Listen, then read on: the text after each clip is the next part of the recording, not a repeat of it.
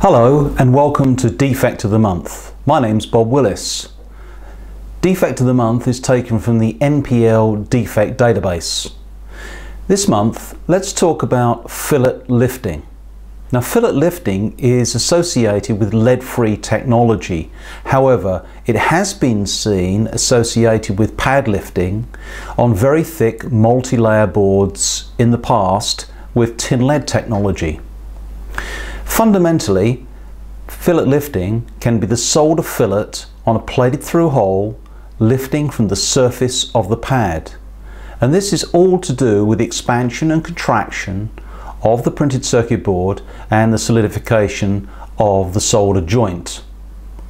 In the case of tin lead technology, the same thing can occur on very thick multi-layer boards where the board expands during the soldering process, and when the solder solidifies, the pad is actually lifted from the surface of the board.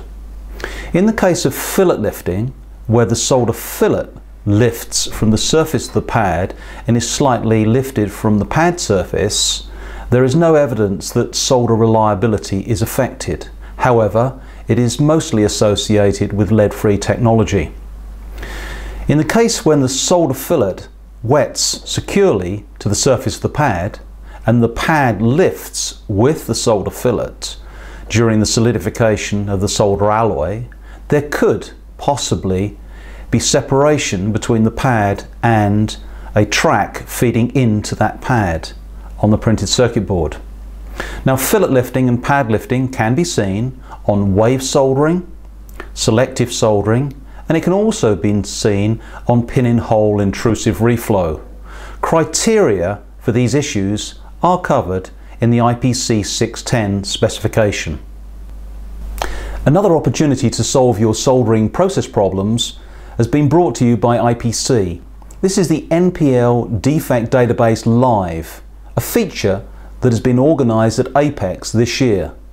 So why not join us on stand 217 at Apex for free consultancy on any of your process defects.